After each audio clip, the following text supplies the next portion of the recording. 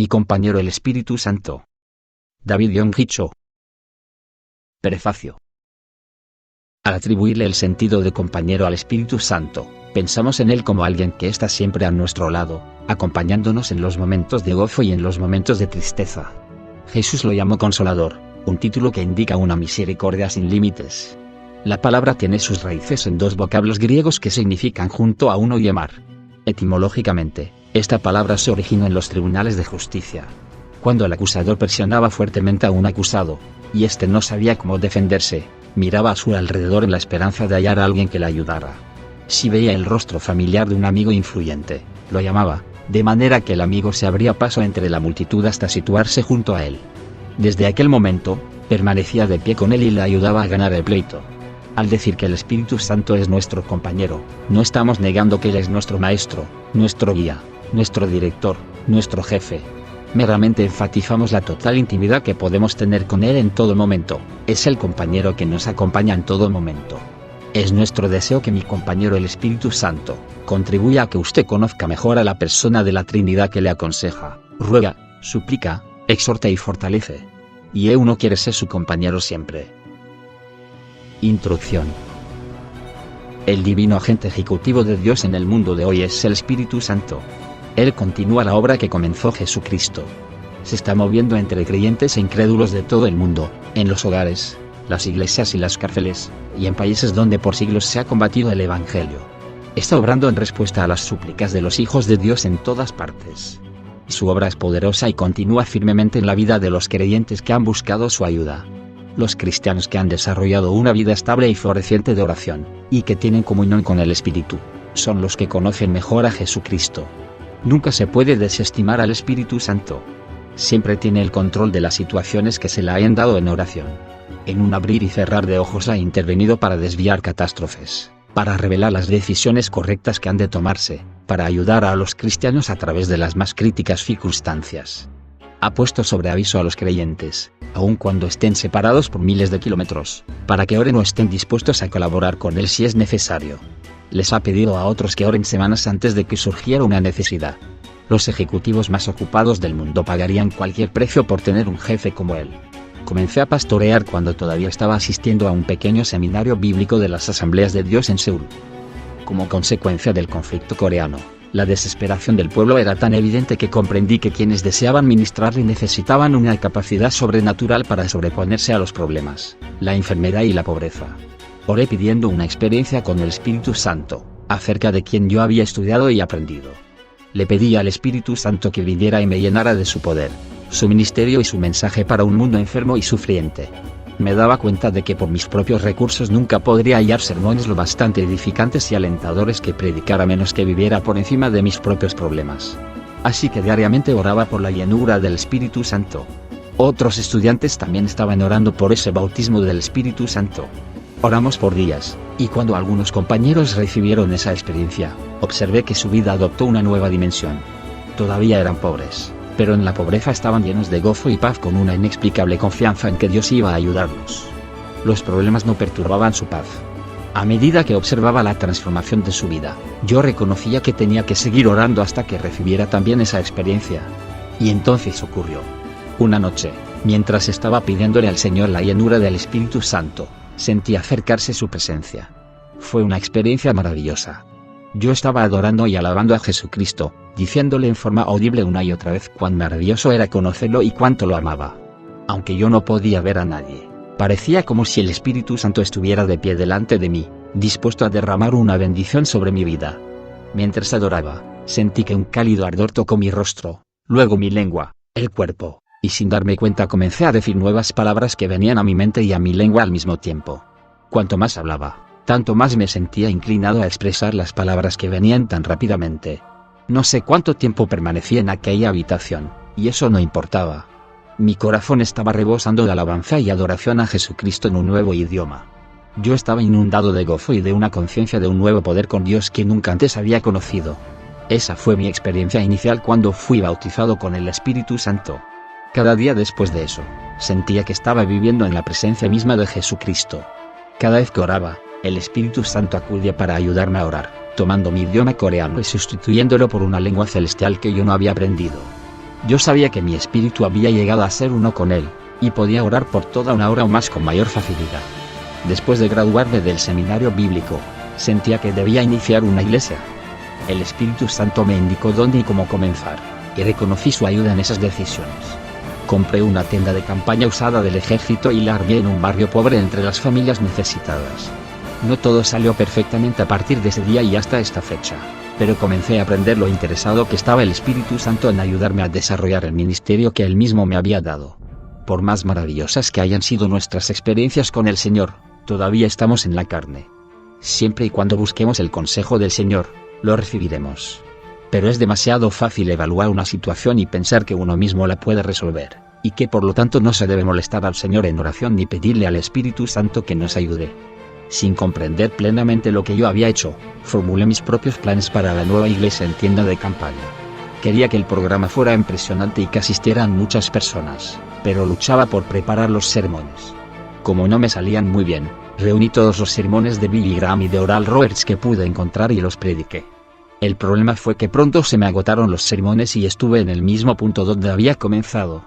A veces me desanimaba y quería abandonarlo todo. En ese momento de mi inexperto ministerio, me volví a la oración y le pedí al Espíritu Santo que me ayudara. No siempre es fácil dejar que el Espíritu Santo dirija la vida de uno. El yo es un obstáculo incluso al preparar un mensaje. Uno puede escoger buenos versículos bíblicos y hacer un sermón, y dejar al Espíritu Santo totalmente fuera del proceso. ¿Cuántas veces tuve que confesar mi pecado de tratar de hacerlo todo yo mismo? Entonces lo invitaba a que viniera otra vez y me ayudara. Y cada vez el Espíritu Santo me ayudó. Algunas veces el mensaje era totalmente distinto de lo que yo había preparado. Él me daba sus pensamientos y los versículos bíblicos que él quería que yo expusiera, porque él sabía quiénes estarían presentes en aquellas reuniones y conocía sus necesidades. A menudo volvía a las Escrituras y leía que el Espíritu Santo vino para estar con nosotros para siempre. Ve Juan 14:16, para recordarnos todo lo que Él nos dijo en la palabra. Ve Juan 14:26, para dar testimonio acerca de Jesucristo. Ve Juan 15:26, para guiarnos a toda la verdad. Ve Juan 16:13, para hacernos saber las cosas que vendrán. Ve Juan 16:13, y para glorificar a Jesucristo en todo y mostrar esa gloria a los creyentes. Ve Juan 16:14.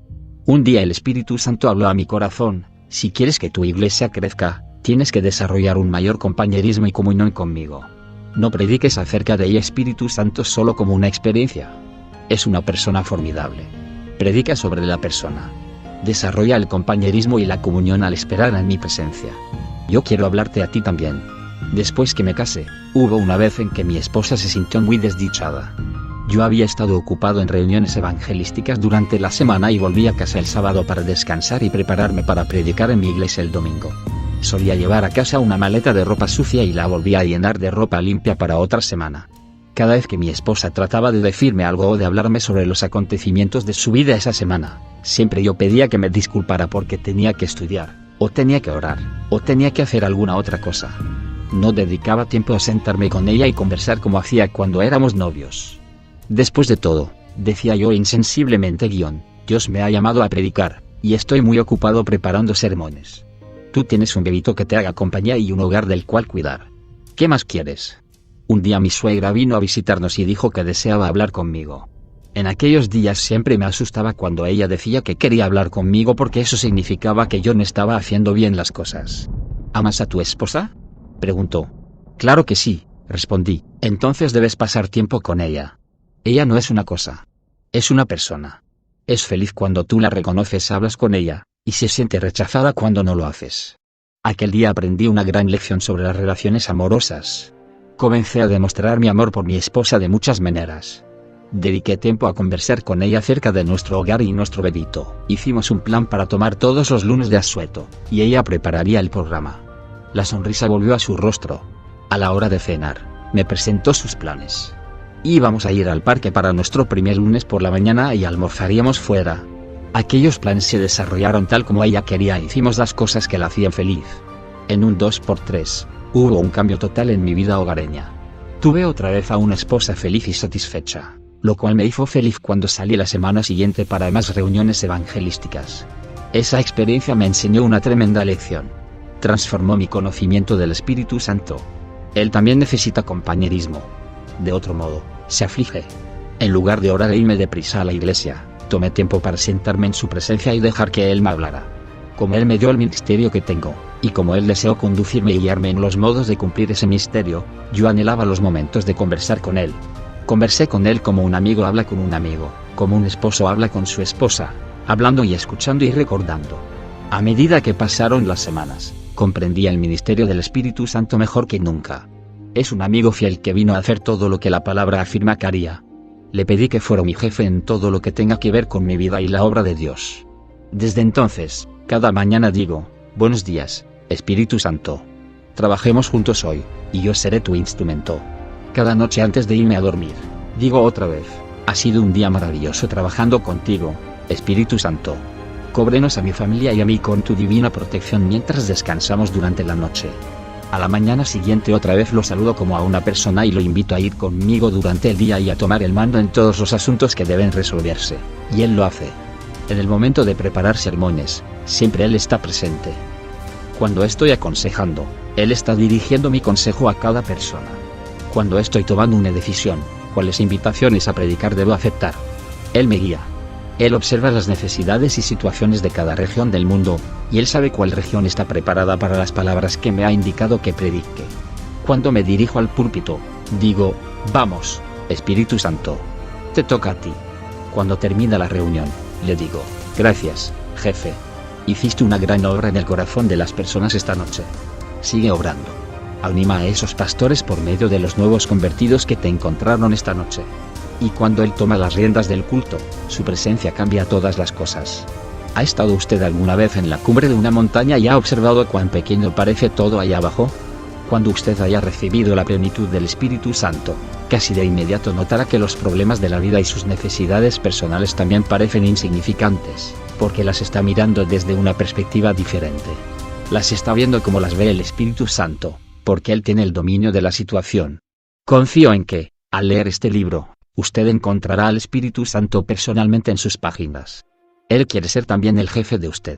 Cuando desarrolle esa íntima comunión con Él, Él cambiará todas las cosas en su negocio, en sus relaciones familiares, en su toma de decisiones, en todos los aspectos de su vida. Han pasado semanas y meses, y estoy terminando 30 años de ministerio. He visto muchos milagros de sanidad, intervenciones en las situaciones de la iglesia y respuestas extraordinarias a la oración. Dios ha levantado en nuestra iglesia a muchos líderes que han llegado a ser prominentes misioneros y pastores. Si yo fuera a evaluar lo que he aprendido desde mi conversión, diría que encontrar al Espíritu Santo y aprender a conocerlo de una manera íntima ha sido la mayor experiencia de mi vida. Mi jefe y yo aún tenemos una estrecha relación, y todavía tenemos comunión todos los días. Paul Yong-Hee, pastor principal Iglesia del Evangelio Completo de Yeouido, Seúl, Corea. 1. ¿Por qué la comunión con el Espíritu Santo? En 2 Corintios 13:14, Pablo escribe una bendición dirigida a los creyentes de Corinto: la gracia del Señor Jesucristo, el amor de Dios, y la comunión del Espíritu Santo sean con todos vosotros. Esta bendición despierta en mí unos profundos sentimientos. Sin embargo, me doy cuenta de que no sucede igual con todas las personas. Las bendiciones sin cuento que estas palabras pueden derramar sobre nosotros están desapareciendo actualmente de muchos corazones. Más adelante indicaré por qué digo esto, pero quisiera describir primero cuáles son esas bendiciones. La gracia de Cristo. El significado original de la palabra griega que traducimos gracia es lo máximo en belleza. Los griegos disfrutaban de la búsqueda de la belleza por medio de la filosofía, los deportes, la poesía, el drama, la escultura y la arquitectura. Además, por supuesto, su tierra, montañas, ríos y costas, los rodeaba con su belleza. Cuando la belleza de algo producía gozo en quien lo veía o escuchaba, los griegos decían que estaba lleno de gracia. Este significado terminó ampliándose para incluir no solo la belleza de las cosas, sino también las obras, acciones y pensamientos bellos, la elocuencia y hasta la humanidad. A todos se los podría considerar como llenos de gracia. La palabra gracia tenía un segundo significado como favor, buena voluntad nacida de un amor desbordante e incondicional, sin esperar recompensa ni pago. El tercer significado de la palabra gracia tenía que ver con una obra digna de elogio que manifestaba virtudes muy por encima de lo común. En su bendición, el apóstol Pablo debe haber sentido que brotaba en él un gozo superior a toda descripción, conocedor del perdón incondicional de los pecados y de las numerosas bendiciones de la salvación, llena de belleza o de gracia. el amor de Dios. ¿Cómo deberíamos aceptar la bendición, el amor de Dios sea con todos vosotros? ¿Acaso nos hemos llegado a endurecer tanto, que podemos oír hablar del amor de Dios sin conmovernos, o sin sentir contrición en nuestro corazón? Casi todos los cristianos de hoy pueden citar Juan 3:16, sin embargo, solo queda la letra, porque se ha olvidado la vida que hay en esas palabras. Hay varias formas de amor humano: el amor de los padres por los hijos que son su propia carne y sangre, el amor que busca y anhela al sexo opuesto y el amor fraterno que nos produce gozo cuando estamos con nuestros buenos amigos. Con todo, no hay comparación posible entre el amor humano y el de Dios. El de los padres se limita a los hijos. El que existe entre los sexos se centra en la pareja. Aún el amor entre amigos comienza a desaparecer si uno de los dos nunca recibe nada a cambio de su estimación e interés por el otro. En cambio, el amor divino es distinto. En griego, el amor de Dios es un tipo de amor que se sacrifica de una manera total por el que ama, debido a que comprende lo valioso que es. Por ejemplo, el hombre y la mujer traicionaron a Dios, cayendo en un profundo pecado que tuvo por consecuencia una vida abominable, la cual a su vez terminaba llevando a la destrucción eterna. A pesar de esta traición, Dios se sacrificó amorosamente en el Calvario para salvar a la humanidad. ¿Por qué? Porque cada una de las almas tiene un precio infinito para Él. Así es el amor divino. Aunque caída en el pecado, la humanidad posee la imagen de Dios, y podemos convertirnos en criaturas nobles si recibimos la gracia de la redención. Dios es amor, y su amor es verdadero. Él amó tanto a los pecadores de este mundo, que no escatimó ni siquiera a su propio Hijo, sino que lo convirtió en sacrificio por nuestros pecados. ¿No es acaso amor verdadero el que nos ha llamado incluso a nosotros, que estábamos caídos en el pecado? Es probable que Pablo se haya sentido conmovido hasta en las lágrimas al hablar del amor de Dios. Entonces, ¿por qué nos hemos enfriado tanto nosotros? ¿Cómo se puede restaurar nuestra fe de manera que nos podamos sentir profundamente conmovidos por la gracia de Jesucristo y el amor de Dios? ¿Dónde está la senda que nos conduce a esa restauración? Ciertamente, existe un camino hacia una restauración plena. Hay una respuesta al clamor de nuestro espíritu, y se halla en la comunión del Espíritu Santo. Él es quien derrama toda la gracia y todo el amor en nuestro espíritu por medio de su comunión con nosotros. La comunión del Espíritu Santo. La palabra comunión conlleva las ideas de comunicarse con alguien, viajar juntos, transportarse juntos. El espléndido desarrollo que han tenido los transportes ha hecho del mundo moderno una gran ciudad mundial. Por medio de estos transportes rápidos y cómodos, los humanos de todo el mundo comparten cuanto se necesita para satisfacer sus necesidades culturales, políticas, económicas, militares y científicas. No es exagerado decir que se puede medir una civilización por el grado de desarrollo de sus sistemas de transporte. Supongamos que este sistema planetario de transporte se detuviera súbitamente. El mundo entero se convertiría en un infierno viviente. Casi todos los tipos de trabajo terminarían por paralizarse. Las ciudades sufrirían hambre y frío, al detenerse el abastecimiento de víveres y combustible. Las zonas rurales y las industrias se verían inundadas por productos agrícolas e industriales echados a perder, por hallarse obstruidos los canales de venta. El transporte no es una comodidad de la que podamos prescindir. Es necesario para el bienestar humano. De igual manera, la comunión con el Espíritu Santo, el viajar a diario y mantener una amistad constante con Él, es esencial para nuestro bienestar espiritual. Nuestra fe crece en proporción directa al crecimiento de nuestra comunión con el Espíritu Santo. A través de esta comunión recibimos bendiciones espirituales, y le contamos nuestros más caros anhelos. Aunque la gracia de Jesucristo y el amor de Dios abundan sin medida en los cielos, no nos servirán de nada si no llegan hasta nosotros. Igualmente, aunque tengamos el corazón repleto de anhelos, si el Espíritu Santo no nos ayuda a tener comunión con Dios en la oración, no podemos orar correctamente. La Biblia confirma esta realidad claramente, y el Señor encamine vuestros corazones al amor de Dios, y a la paciencia de Cristo. 2 Tesalonicenses 3:2.5. Este versículo se refiere a la obra del Espíritu Santo, puesto que es Él quien nos dirige al amor de Dios, y a esperar pacientemente a Cristo. Por abundantes que sean la gracia de Jesucristo y el amor de Dios, si el Espíritu Santo no dirige nuestro corazón a esa gracia y ese amor, nuestra fe se convierte en una simple fe de palabras muertas. Si el Espíritu Santo no nos ayuda a tener comunión con Dios, nuestra oración será semejante a la de los fariseos, carente de vida por completo. La Biblia enseña con toda claridad que el Espíritu nos ayuda en nuestra oración, y de igual manera el Espíritu nos ayuda en nuestra debilidad, pues ¿qué hemos de pedir como conviene? No lo sabemos, pero el Espíritu mismo intercede por nosotros con gemidos indecibles. Romanos 8:26. En Judas 20 se señala también el lugar que tiene el Espíritu en nuestra vida de oración, pero vosotros, amados, edificándoos sobre vuestra santísima fe, orando en el Espíritu Santo. La palabra comunión, tal como la usa Pablo en su bendición a los Corintios, la comunión del Espíritu Santo, con todos vosotros tiene un sentido muy profundo.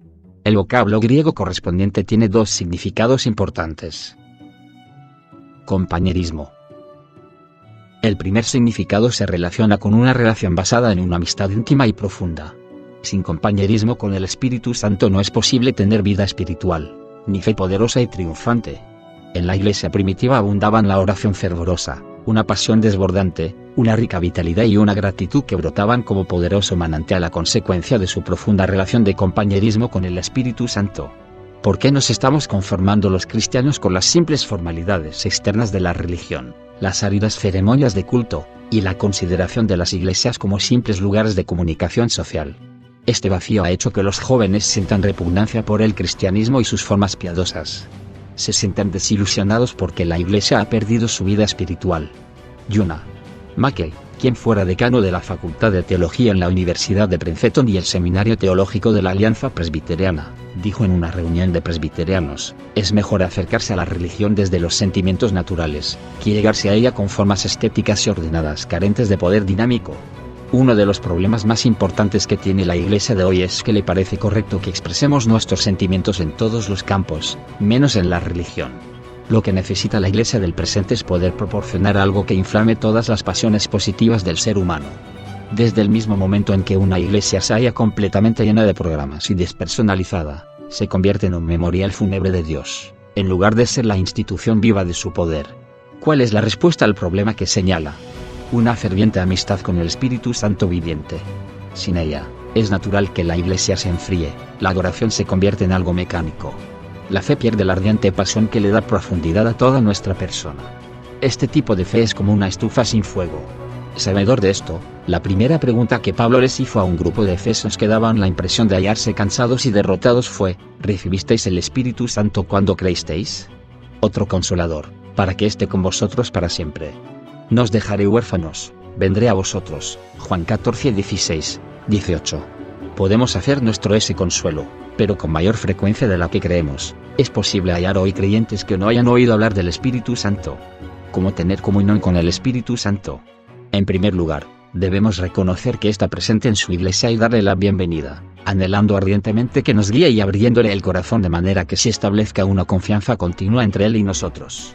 El amor de Dios y la gracia de Jesús solo podrán alcanzar nuestro espíritu a través de la amistad y la comunión con el Espíritu Santo. Participación conjunta en la evangelización.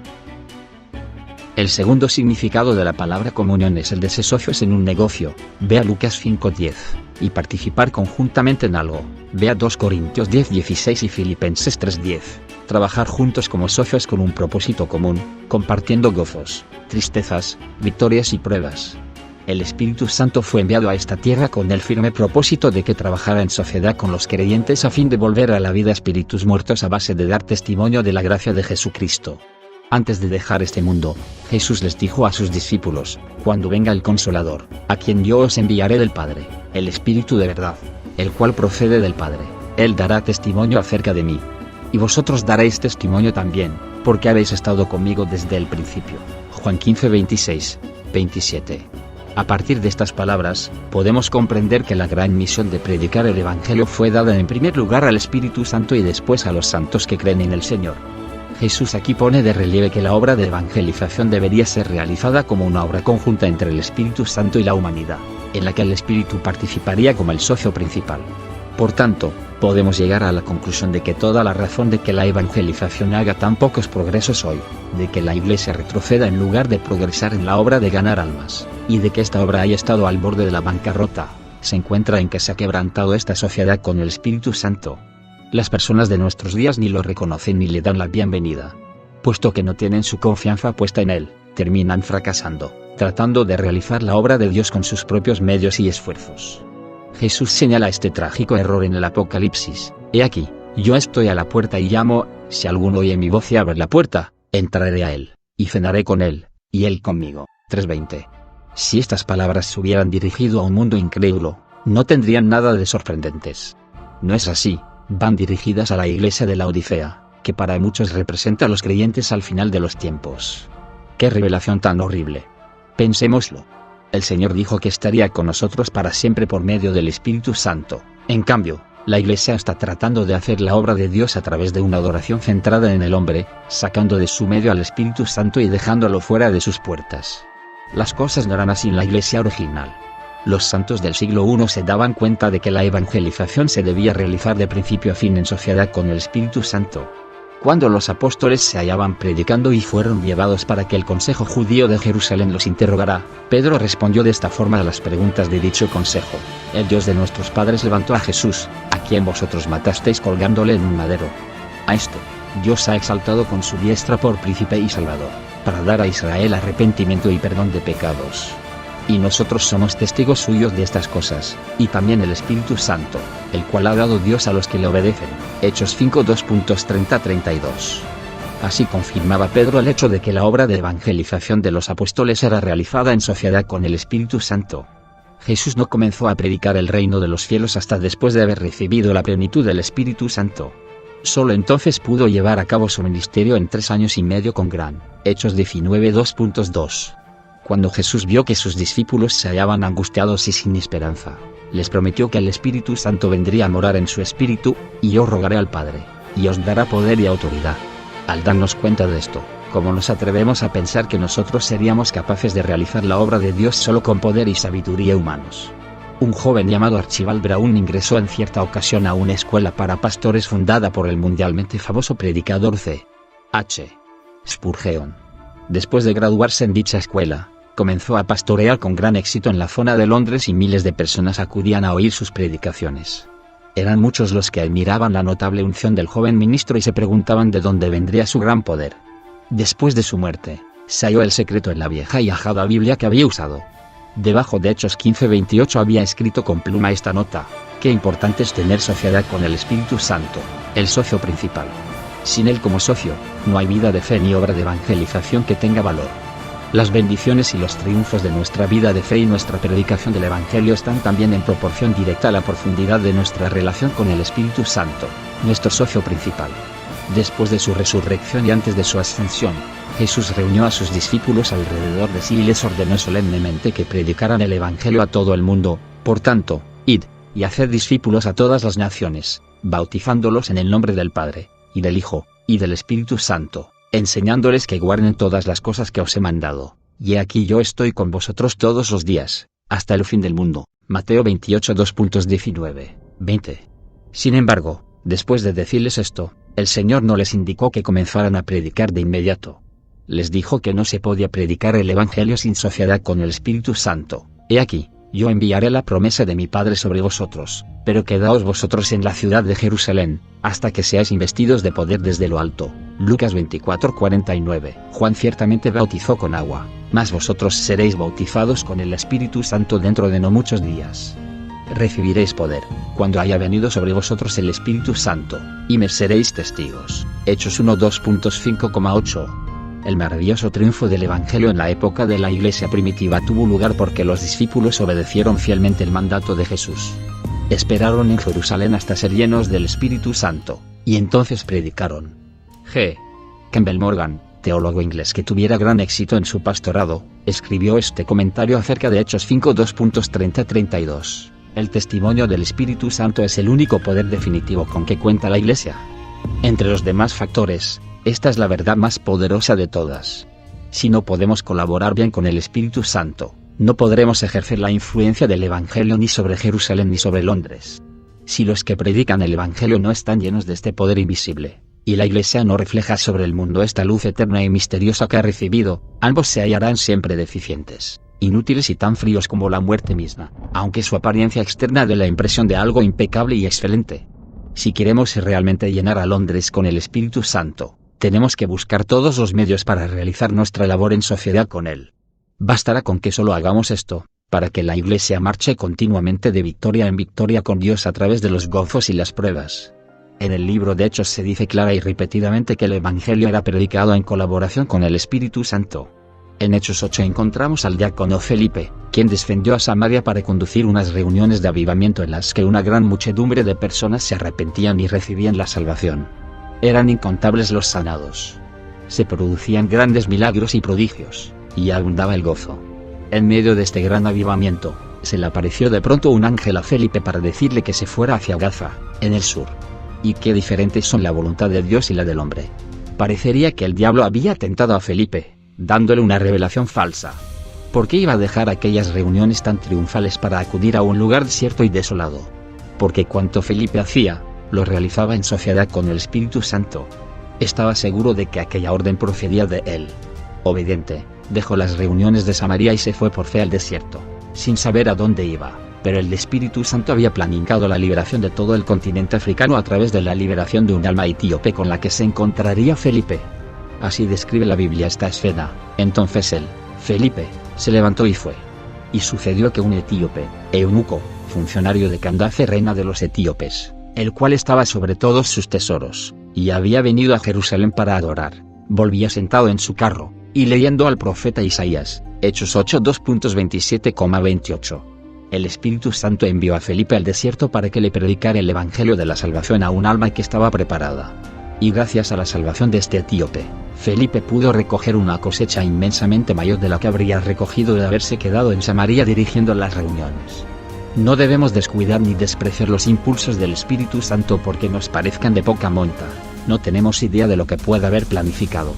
La orden del Espíritu Santo a Felipe se hizo más concreta aún, y el Espíritu dijo a Felipe: acércate y júntate a ese carro. Hechos 8:29. Dirigido por el invisible Espíritu de Dios, Felipe se aproximó al carro en el momento y lugar oportunos, cuando el eunuco etíope leía Isaías 53, la profecía sobre el sufrimiento expiatorio de Cristo a favor nuestro. Es maravillosa la forma en que lo guió, y el momento no pudo ser más adecuado. Después de escuchar la predicación de Felipe, el etíope recibió a Jesús como Salvador suyo. Cuando llegaron a un lugar donde había agua, Felipe lo bautizó. Lo que tuvo lugar a continuación manifiesta lo poderosa que puede ser la asociación con el Espíritu Santo en la labor de predicar el Evangelio. Cuando subieron del agua, el Espíritu del Señor arrebató a Felipe, y el eunuco no le vio más, y siguió gozoso su camino. Hechos 8:39. El Espíritu del Señor arrebató a Felipe. Eso sí que es trabajar en sociedad.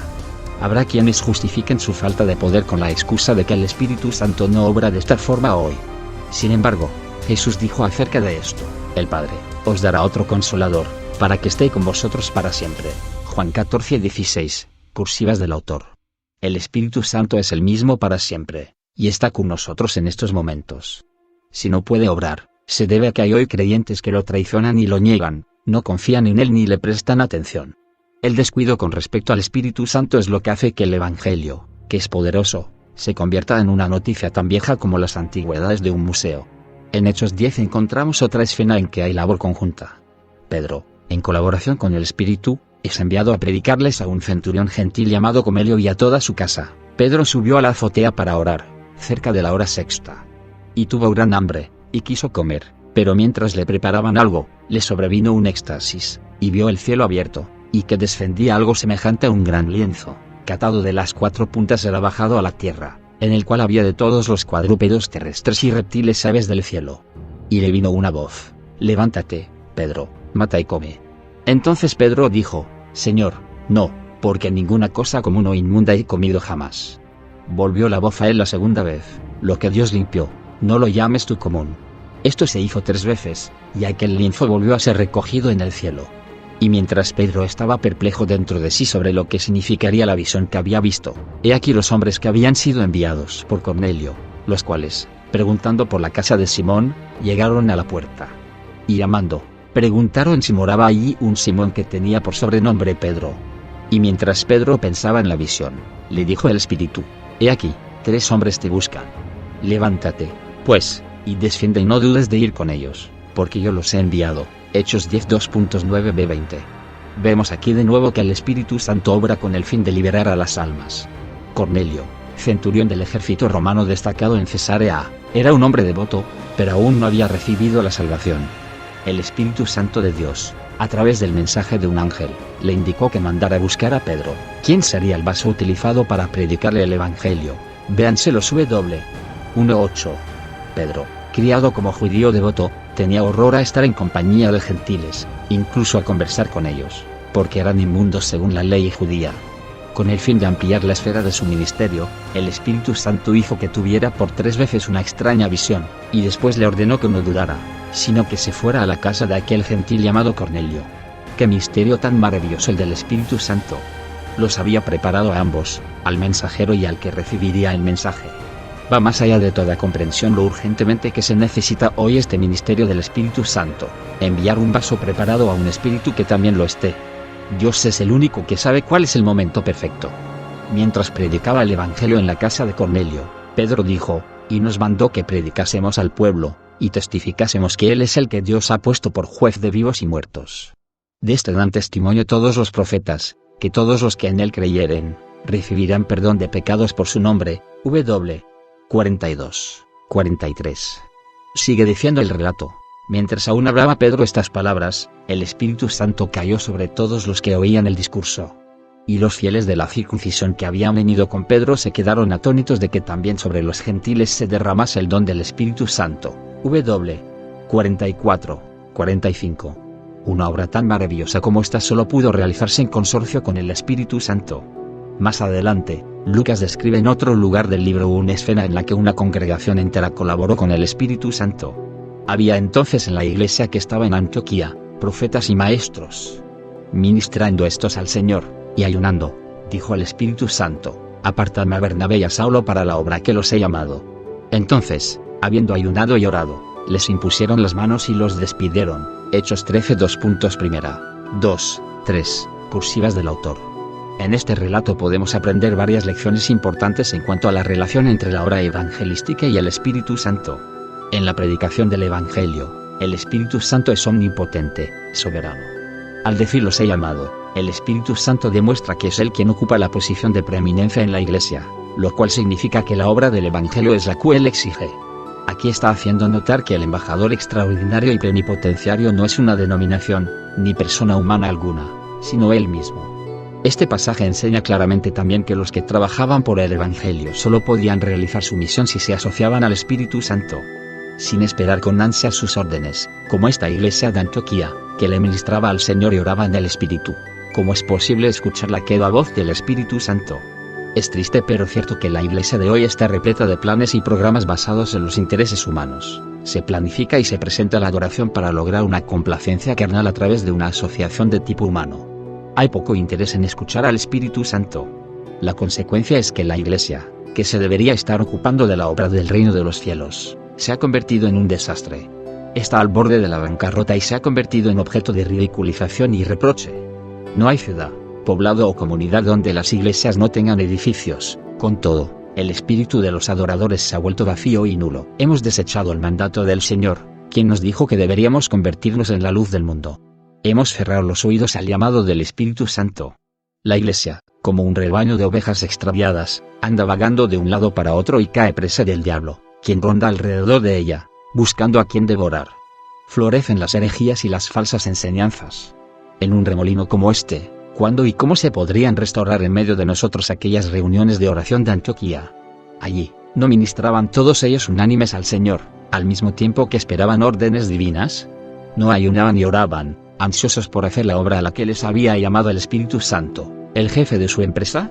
Para evangelizar la era futura, debemos volver nuevamente al seno del Espíritu Santo, quien nos da poder, sabiduría y orientación sobrenaturales. Debemos arrepentirnos y abrir los oídos a su llamado.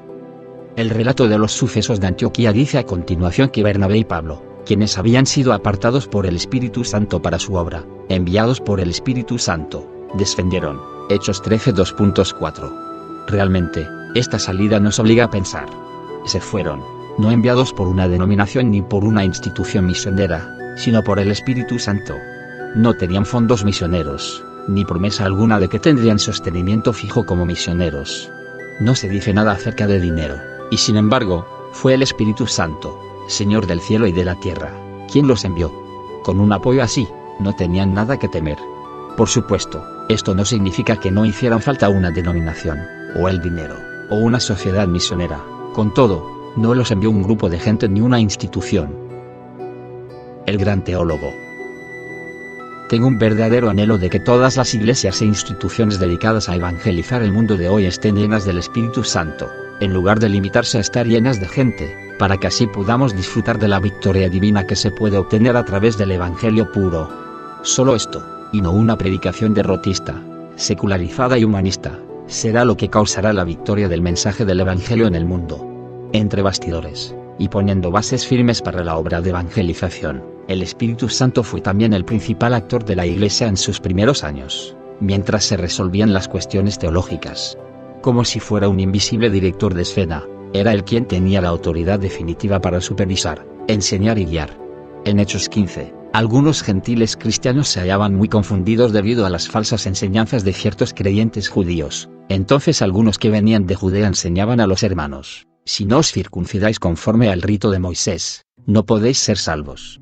Como Pablo y Bernabé tuviesen una discusión y contienda no pequeña con ellos, se dispuso que subiesen Pablo y Bernabé a Jerusalén, y algunos otros de ellos, a los apóstoles y a los ancianos, para tratar esta cuestión. 1, 2. En consecuencia, los apóstoles y ancianos sostuvieron un concilio en Jerusalén para estudiar este asunto. La discusión y el veredicto del concilio se hallan descritos en este mismo capítulo 15. Su lectura me lleva a creer que estos dirigentes reconocían profundamente al Espíritu Santo, confiando en él y orando con fe firme para que guiara sus discusiones de manera que llegaran a una conclusión correcta. Su conclusión fue escrita en forma de carta a los gentiles de Antioquía, Siria y Cilicia, por cuanto hemos oído que algunos que han salido de nosotros, a los cuales no dimos orden, os han inquietado con palabras, perturbando vuestras almas, mandando circuncidaros y guardar la ley. Nos ha parecido bien, habiendo llegado a un acuerdo, elegir varones y enviarlos a vosotros con nuestros amados Bernabé y Pablo, hombres que han expuesto su vida por el nombre de nuestro Señor Jesucristo. Porque ha parecido bien al Espíritu Santo, y a nosotros, no imponeros ninguna carga más que estas cosas necesarias. 24, 26, 28, cursivas del autor. El que se haya mencionado claramente al Espíritu Santo en primer lugar, ha parecido bien al Espíritu Santo, y a nosotros, y no nos ha parecido bien a nosotros y al Espíritu Santo debe darles vergüenza a los que interpretan la Biblia apoyándose en una fe humanista. ¿Reconocen realmente al Espíritu Santo en las conferencias religiosas de hoy? Con frecuencia oímos expresiones como, el superintendente X y el comité han decidido. Rara vez escuchamos expresar los sentimientos reflejados en la carta enviada por los apóstoles de Jerusalén: con la ayuda del Espíritu Santo, hemos decidido. Por supuesto, no estoy defendiendo que haya que seguir toda declaración con la frase "con la ayuda del Espíritu Santo", pero es deplorable que jamás se escuchen frases así. Confianza en su ayuda. En todo cuanto hagamos, debemos reconocerlo, adorarlo, darle gracias y confiar continuamente en él.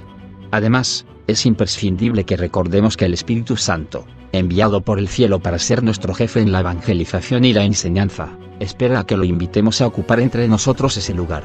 La Biblia nos muestra que no es la ignorancia lo único que impide que trabajemos dentro de esta sociedad con el Espíritu Santo. La falta de humildad al esperar en él es otro factor del problema.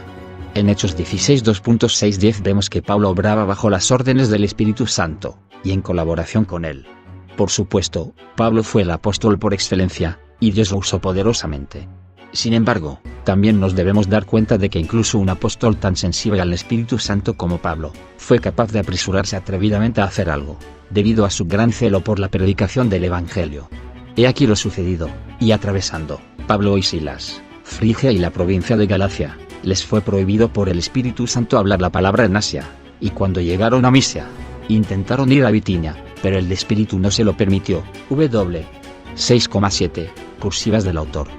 Cuando leemos este pasaje, nos sentimos como si estuviéramos viendo la lucha de Jacob con el ángel de Dios. Las expresiones "les fue prohibido por el Espíritu Santo" y "el Espíritu no se lo permitió" tienen un sentido combativo. Pablo estaba tratando de lanzarse a predicar, mientras que el Espíritu Santo lo estaba frenando. Escenas tan vividas en la Biblia nos muestran que era el Espíritu Santo quien dirigía a Pablo.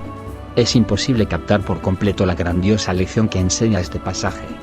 Esta maravillosa escena nos muestra claramente que el Espíritu Santo tiene un fuerte deseo de participar en la obra del Evangelio en sociedad con nosotros, y que quien inicia esa obra no es el ser humano, sino él. Cuando no le resulta fácil guiar a sus santos, el Espíritu Santo llega a emplear la fuerza para hacer que obedezcan los planes divinos con respecto a su obra. Es Él quien nos ordena que hagamos la obra de evangelización. Los creyentes son enviados a la cosecha como obreros, pero Él debe ser el jefe de la empresa.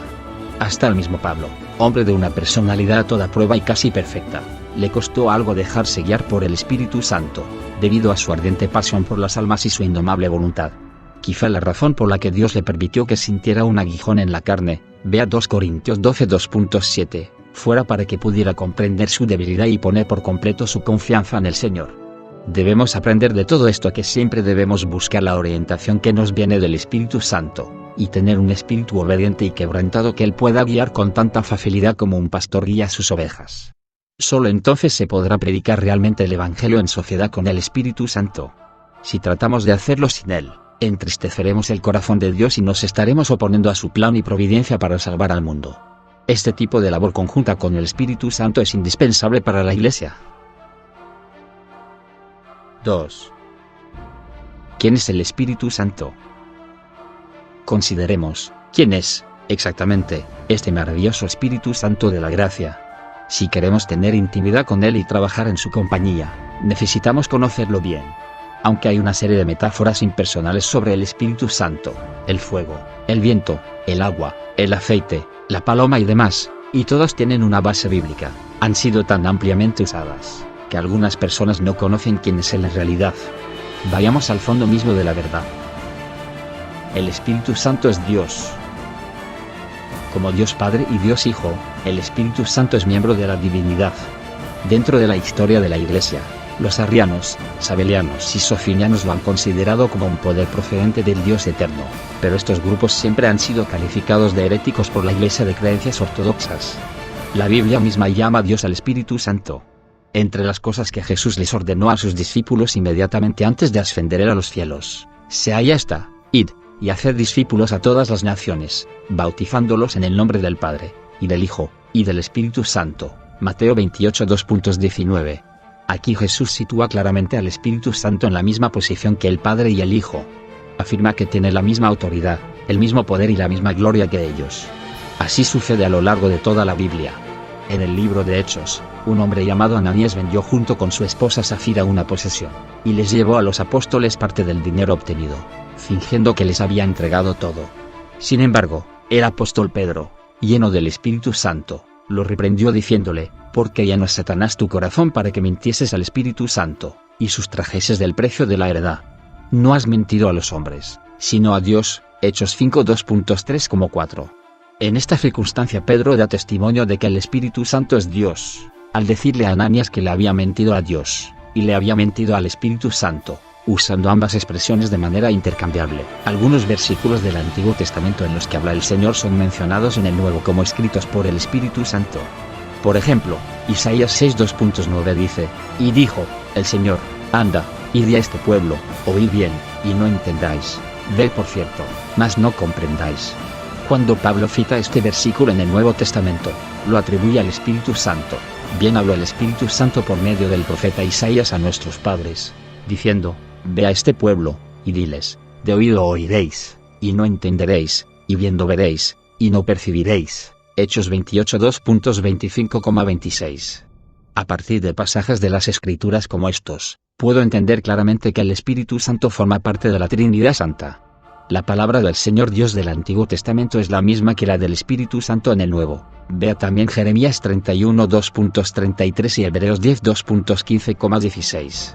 Podemos ver también que el Espíritu Santo es Dios en el hecho de que realiza una obra que nadie más que Dios podría realizar. El Espíritu Santo creó los cielos y la tierra por voluntad de Dios. Vea Génesis 1 2.2. Job 26 2.13.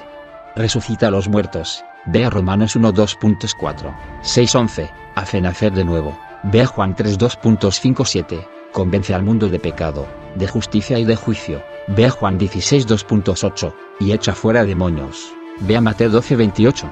Además de todas estas pruebas, el Espíritu Santo posee todos los atributos divinos.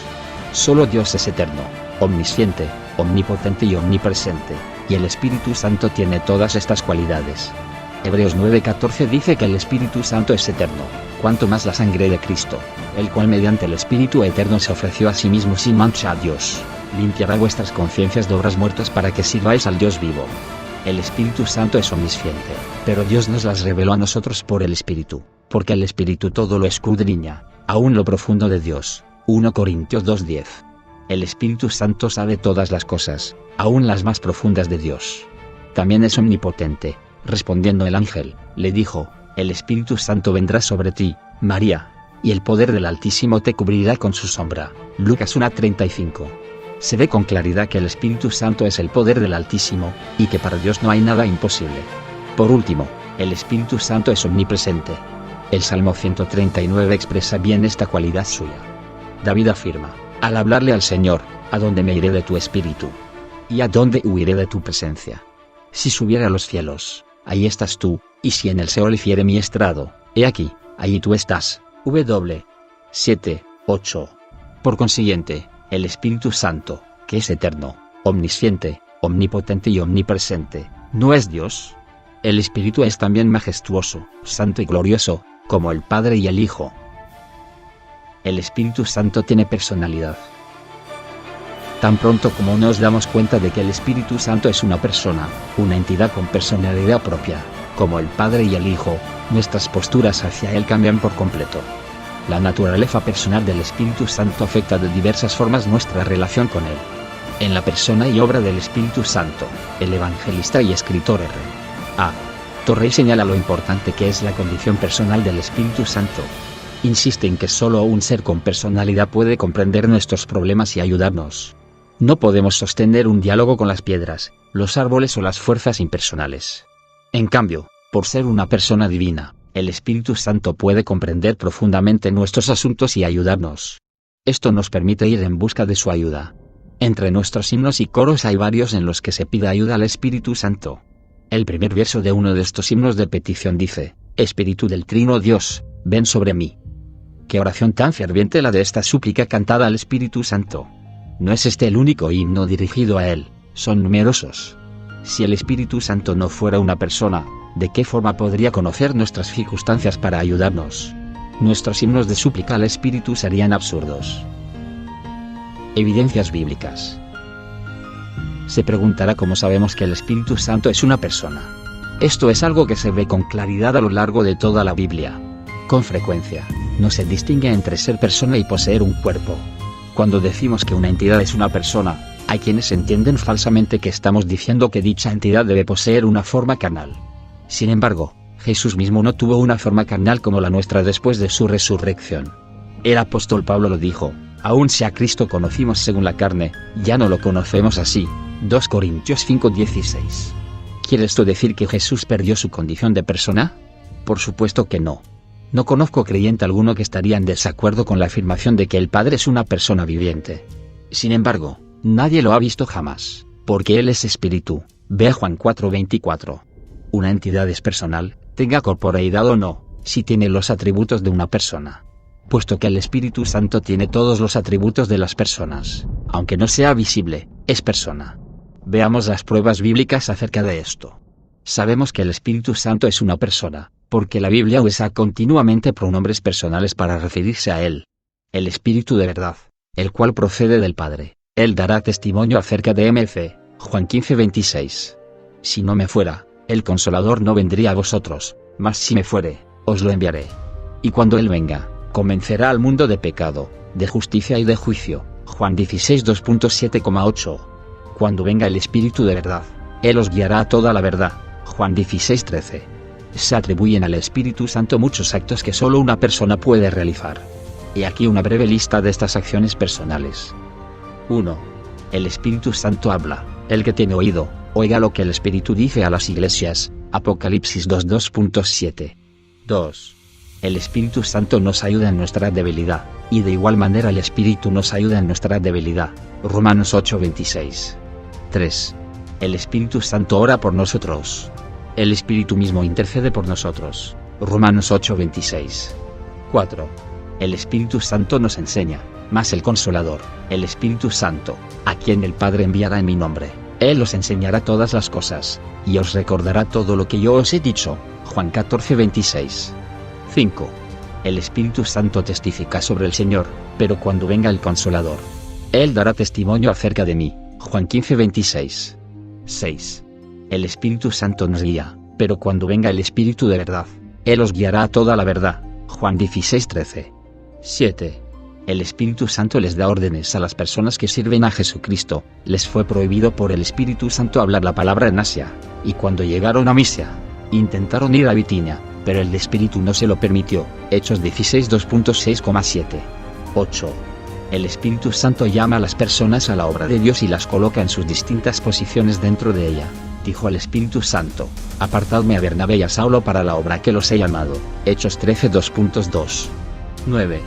El Espíritu Santo fortalece a los creyentes. Entonces las iglesias tenían paz y eran edificadas, andando en el temor del Señor, y se acrecentaban fortalecidas por el Espíritu Santo. Hechos 9:31. En realidad, hay capítulos enteros de la Biblia que han sido escritos para narrar las actividades del Espíritu Santo. Esta lista solo nos ofrece algunos aspectos sobresalientes. Al Espíritu Santo se le atribuyen diversas características de las personas. Para ser persona, un ente debe tener ciertos atributos: conocer cosas y hechos, tener sentimientos como gozo, ira, placer y tristeza, y tener voluntad para decidir cuáles serán sus actitudes hacia esos sentimientos. ¿Tiene el Espíritu Santo todos estos atributos? Primeramente, se le atribuye conocimiento, como lo demuestran los siguientes pasajes, pero Dios nos las reveló a nosotros por el Espíritu, porque el Espíritu todo lo escudriña aún lo profundo de Dios. 1 Corintios 2:10. Mas el que escudriña los corazones sabe cuál es la intención del Espíritu. Romanos 8:27. Pensemos en esto. El Espíritu Santo tiene el intelecto necesario para buscar las cosas profundas de Dios, además de escudriñar y comprender el corazón humano. Permítame relatarle una experiencia propia con respecto al conocimiento del Espíritu Santo. En un caluroso día de verano, les estaba predicando a unas 1.300 personas que asistían a un culto nocturno en mi iglesia. A mediados del sermón, sentí en mi espíritu la impresión de un irresistible impulso que venía del Espíritu Santo. Él me estaba revelando que una de las personas que se hallaban en la congregación había salido de su casa para suicidarse, y que si no fuera salva aquella noche, todo habría terminado para ella. Después de recibir aquel conocimiento, traté de continuar mi sermón como si nada hubiese sucedido, pero me sentí demasiado constreñido. Por fin, suspendí el sermón por unos minutos y le expliqué la situación a la congregación. Entonces pedí: si esa persona está presente, haga el favor de levantar la mano. Una joven levantó la mano, y después del culto me reuní con ella en mi oficina. Aunque había salido de su casa con la intención de no regresar jamás, una amiga la había convencido para que asistiera al culto. En la mente solo tenía la idea del suicidio, hasta que oyó que Dios se interesaba por ella y quería sacarla de su desesperación. Mientras hablábamos, ella lloraba amargamente, confesó sus pecados y regresó salva a su casa. Cerca de un año más tarde, recibí carta suya en la que me decía que estaba llevando una vida feliz en el Señor. Experiencias como esta me dan la seguridad de que el Espíritu Santo conoce todos nuestros pensamientos y circunstancias. Sí, el Espíritu Santo tiene conocimiento. En segundo lugar, el Espíritu Santo tiene emociones y sentimientos, como lo indican estos pasajes, y la esperanza no avergüenza, porque el amor de Dios ha sido derramado en nuestros corazones por el Espíritu Santo que nos fue dado. Romanos 5:2.5, y no contristéis al Espíritu Santo de Dios. Efesios 4:30. El Espíritu mismo intercede por nosotros con gemidos indecibles. Romanos 8:26. Estos pasajes bíblicos demuestran que el Espíritu Santo posee una serie de emociones. Derrama el amor de Dios en nuestro espíritu. Es posible entristecerle y gime en ardiente intercesión a favor nuestro. En tercer lugar, el Espíritu Santo tiene voluntad, y obra según esa voluntad y sus planes. Pero todas estas cosas las hace uno y el mismo Espíritu, repartiendo a cada uno en particular como Él quiere. 1 Corintios 12:11. Les fue prohibido por el Espíritu Santo hablar la palabra en Asia, y cuando llegaron a Misia, intentaron ir a Bitinia, pero el Espíritu no se lo permitió. Hechos 16:2.6,7.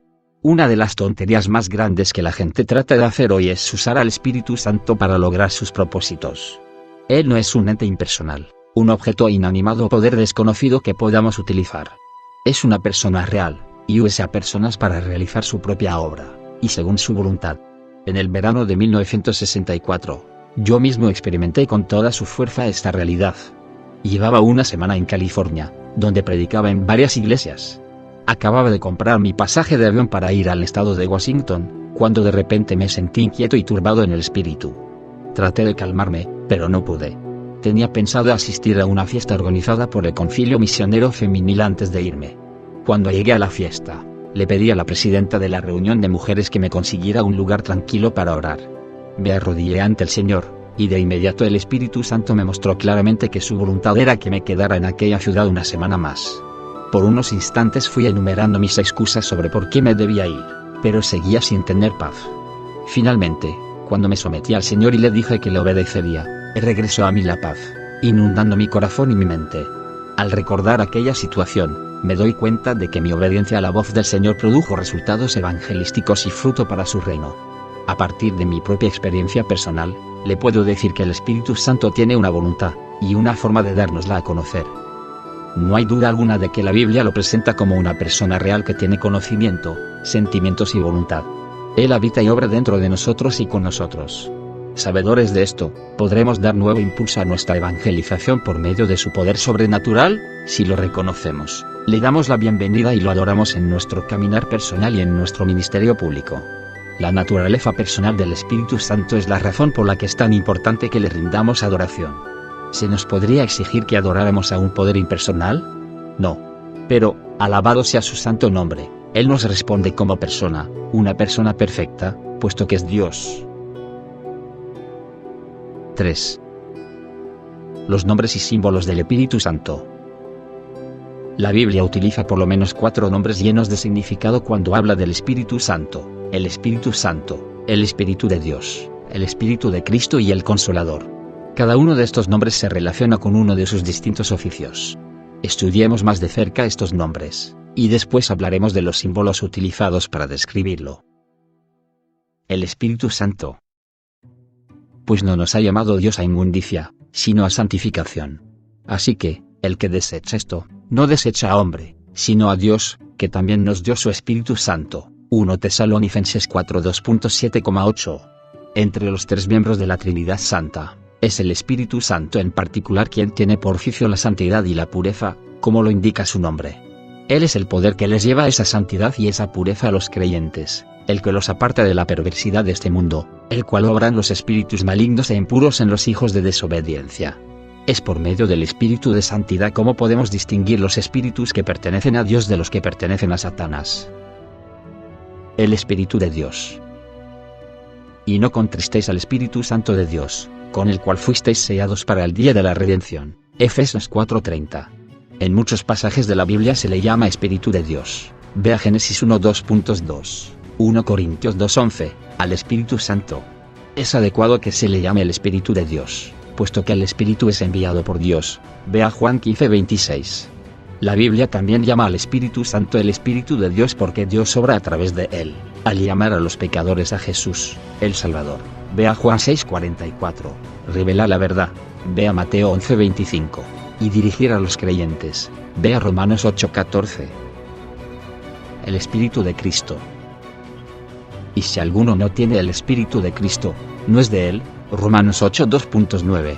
Se le llama el Espíritu de Cristo porque Jesús lo derramó sobre los creyentes después de haberlo recibido del Padre. Vea Hechos 2:33. Una y otra vez, Jesús dijo que el Espíritu Santo vendría en lugar suyo a continuar su obra. Afirmó que al venir el Espíritu Santo a vivir en los corazones de los creyentes, sería él mismo quien vendría. Vea Juan 14:2.16-20. También dijo que el Espíritu daría testimonio de su crucifixión y resurrección redentoras. Vea Juan 15:26. Hay quienes enseñan que el Espíritu Santo es diferente del Espíritu de Cristo, que se recibe al Espíritu de Cristo al nacer de nuevo, y al Espíritu Santo al ser bautizado en él. Si esto fuera cierto, ¿no deberíamos orar también para recibir al Espíritu del Padre? Esta enseñanza no se basa en un conocimiento verdadero de la Trinidad Santa, sino en teologías falsas. El Espíritu de Cristo es el mismo Espíritu Santo. El Consolador. Pero cuando venga el Consolador, a quien yo os enviaré del Padre, el Espíritu de verdad, el cual procede del Padre, él dará testimonio acerca de mí. Juan 15:26. Jesús llamó Consolador al Espíritu Santo, título que indica una misericordia sin límites. Paráclito, o Consolador, es una palabra que tiene sus raíces en 2 vocablos griegos que significan junto a uno y amar. Etimológicamente, esta palabra se originó en los tribunales de justicia. Cuando el acusador presionaba fuertemente a un acusado, y éste no sabía cómo defenderse, miraba a su alrededor en la esperanza de hallar a alguien que le ayudara. Si veía el rostro familiar de un amigo influyente, lo llamaba, de manera que el amigo se abría paso entre la multitud hasta situarse junto a él. A partir de aquel momento, permanecía de pie junto a él como paráclito suyo, y le ayudaba a ganar el pleito. El Consolador es el que nos trae alivio y es llamado a permanecer junto a la persona que se halla en momentos difíciles. La aconseja, ruega, suplica, exhorta y fortalece, de manera que pueda ganar la victoria sobre sus enemigos. Pensemos con mayor profundidad en las palabras de Jesús: y yo rogaré al Padre, y os dará otro Consolador, para que esté con vosotros para siempre. Juan 14:16. Es evidente que Jesús se consideraba a sí mismo como el primer Consolador, puesto que describe al Espíritu Santo, quien ocuparía su lugar y obraría en su nombre, como el otro Consolador. La mitad final de 1 Juan 2:2.1 dice: si alguno hubiere pecado, abogado tenemos para con el Padre, a Jesucristo el justo. La palabra griega traducida como abogado aquí es parácletos, la misma traducida como Consolador en Juan 14:16 y 26. Esto nos presenta nuevamente a Jesús como el primer Consolador, y al Espíritu Santo como el otro Consolador. El adjetivo otro de Juan 14:16 tiene consecuencias significativas en el original griego. Hay dos palabras griegas distintas que se usan en la Biblia para hablar de otro. La primera se halla en Juan 14:16, otro Consolador. La segunda, en Gálatas 1:2.6, otro Evangelio. La de Juan 14:16 es la palabra griega aios, pron, alos, que denota otro de la misma clase y calidad. En cambio, la palabra de Gálatas 1:2.6 es el vocablo griego heteros, que indica otro diferente en cuanto a clase y calidad. Es sorprendente que Jesús, al mencionar al otro Consolador, usara las palabras aios parácletos. ¿Por qué? Porque, aunque el Espíritu Santo y Jesús sean personas distintas, son consoladores de la misma clase, de la misma naturaleza divina, y con los mismos propósitos. El Espíritu Santo glorifica el nombre de Jesús, en lugar de glorificarse a sí mismo, y obra en lugar de Jesús. Por tanto, la morada del Espíritu Santo, nuestro Consolador, es análoga a la misma presencia de Jesús. Cuando éste habló acerca de la venida del Espíritu Santo, dijo que sería como si fuera él mismo quien viniera: no os dejaré huérfanos, vendré a vosotros. Juan 14:18. La morada del Espíritu Santo es la morada de Jesús. Esta maravillosa bendición es una experiencia sobrenatural y milagrosa más allá de toda descripción posible. La Biblia está repleta de símbolos que se refieren al Espíritu Santo. Ahora que hemos visto quiénes y cuáles son sus nombres, podemos estudiar también las propiedades de las metáforas usadas para describirlo. El agua. Jesús se puso en pie y alzó la voz, diciendo: si alguno tiene sed, venga a mí y beba. El que cree en mí, como dice la Escritura, de su interior correrán ríos de agua viva. Juan 7:2.37,88. En muchos lugares de la Biblia se usa el agua como símbolo del Espíritu Santo. ¿Por qué es correcta esta metáfora? Si observamos la relación entre el agua y la vida humana, podremos entender un buen número de cosas acerca del Espíritu Santo. En primer lugar, el agua es indispensable para la conservación de la vida. El ser humano tiene un 60% de agua en su composición física. Si una persona se deshidrata por exceso de vómitos o diarrea, se pone en peligro de perder la vida física. De igual manera, el Espíritu Santo es indispensable para nuestra vida espiritual. Nacemos de nuevo del Espíritu Santo, vea Juan 3:2.5, y beber continuamente de él, vea 1 Corintios 12:13, es lo que nos permite conservar nuestra vida espiritual. Gracias al Espíritu Santo, nos llenamos de energía y podemos disfrutar de esa vida satisfecha en la que nunca tendremos sed. Vea Juan 4:2.13,14. El agua es indispensable también para la limpieza del cuerpo. Si no tuviéramos acceso al agua por largo tiempo, ¿no terminarían la suciedad y la corrupción por enfermarnos, incluso de muerte? Cada día lavamos nuestro cuerpo, nuestras ropas, hasta el mostrador de